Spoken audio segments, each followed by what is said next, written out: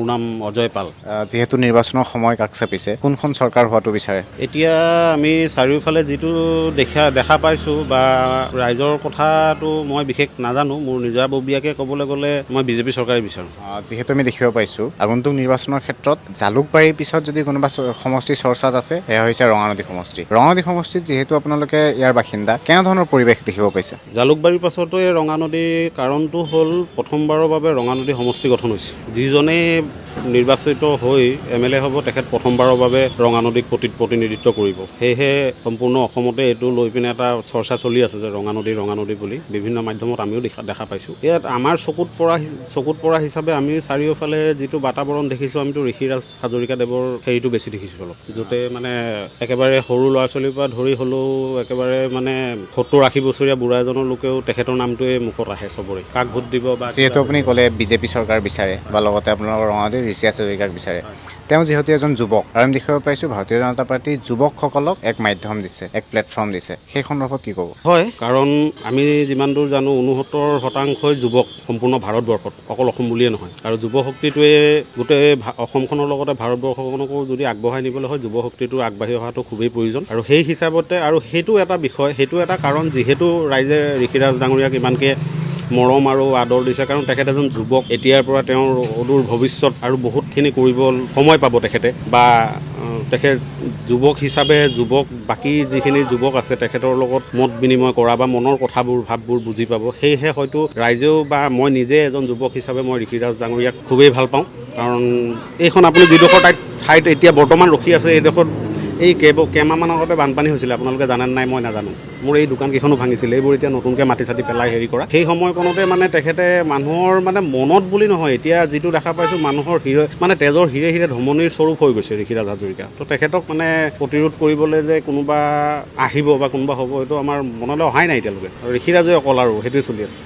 যোৱা কেইদিনমান আগত আমি দেখিলোঁ জন আশীৰ্বাদ যাত্ৰা, হাজাৰ লোক ওলাই আহিছে, বা আমি যেতিয়া দেখিলোঁ ঋষিৰাজ হাজৰিকা টিকেট লৈ ঘৰলৈ উভতি আহিছিলে, হাজাৰ লোক ওলাই আহিছিলে তেওঁক আদৰিবলৈ। হিমন্ত বিশ্ব শৰ্মা তথা দিলীপ শইকীয়াৰ নেতৃত্বত ভাৰতীয় জনতা পাৰ্টী যি শক্তিশালী ৰূপ লৈছে, সেই সন্দৰ্ভত কি ক'ব? সেইটোতো আছেই, কাৰণ হিমন্ত বিশ্ব শৰ্মা বৰ্তমান মুহূৰ্তত মানে অসমৰ মানে কি ক'ম, উজ্জ্বল নক্ষত্ৰতকৈও মানে আৰু যদি কিবা শব্দ আছে সেইটো ক'ব লাগিব। ইমানখিনিতো শব্দৰ ব্যাকৰণ আমি নাজানো, আমি সাধাৰণ মানুহ। হিমন্ত বিশ্ব শৰ্মাৰ যিটো মানে প্ৰভাৱ, আৰু তেখেতে যিমানখিনি কৰিছে, আৰু চাওক কাম নকৰিলে কিবা যদি ৰাইজক যদি একো নিদিয়ে বা ৰাইজৰ কাৰণে যদি কাম নকৰে, ৰাইজ এনেকৈ ওলাই নাহে। টকা পইচা দি আপুনি 10-20জন মানুহ নিব পাৰিব, হাজাৰ লাখ মানুহ নিব নোৱাৰে। মই যিটো বুজি পাওঁ, মই যিটো জানো, সেয়েহে মানে মানুহৰ সমাগম দেখিবা, মানুহ যেনেকৈ ওলাই যায় হিমন্ত বিশ্ব শৰ্মা বুলি ক'লে, সেইটোতে মানে অনুধাৱন কৰিব পাৰি যে তেখেতৰ মৰ্যাদাটো কি এতিয়া বৰ্তমান অসমত। আৰু মোৰ ফালৰ পৰা মই এষাৰ কথা ক'বলগীয়া আছে, যেনেকৈ ধৰি লওক হিমন্ত বিশ্ব শৰ্মা গোটেই অসমখনত নিৰ্বাচনৰ প্ৰচাৰ চলায়, কিন্তু জালুকবাৰীত তেখেতে প্ৰচাৰ নকৰিলেও হৈ যায়। তেখেতৰ সিমানকণ তাত মানে হেৰি আছে, নিজৰ কৰ্মদক্ষতাৰ বলত তেখেতে যিখিনি কৰি থৈছে, তেখেতে তাত মানে কোনো কেম্পেইনিং কৰিব নালাগে, তেখেতৰ হৈ ৰাইজেই কৰে। তো মই মোৰ ফালৰ পৰা এটাই কথা কওঁ, আগন্তুক দিনত ঋষিৰাজ হাজৰিকা MLA হোৱাটোতো আমি প্ৰায় নিশ্চিত বুলিয়ে ভাবিছোঁ।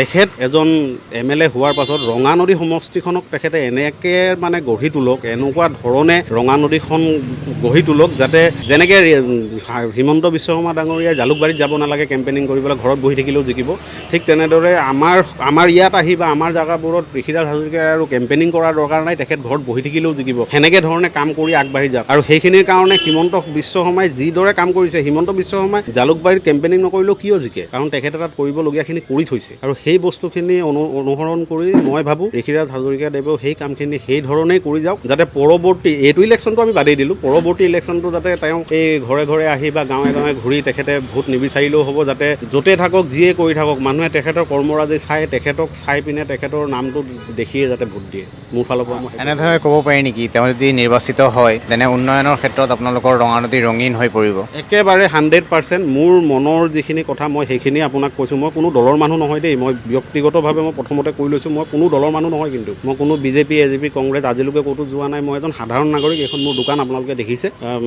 মানে ৰঙীন বুলি কি ক'ম, তেখেতে কাৰণ চাওক, মানৱ ডেকাই যিখিনি কৰিছে লখিমপুৰত, তেখেতে মানৱ ডেকাক ভাতৃ বুলি কয়। মানৱ ডেকাৰ যদি ভাতৃ হয়, তেখেতে মানৱ ডেকাৰ যদি যেনেকৈ মানৱ ডেকাৰ কামখিনি কৰি গৈছে, সেই ধৰণে যদি কাম কৰি যায় আগন্তুক দিনত, আমাৰ ৰঙা নদীখন অকল অসমতে নহয়, ভাৰতৰ ভিতৰত জাকত জিলিকা হ'ব বুলি মই আশা কৰোঁ। ধন্যবাদ।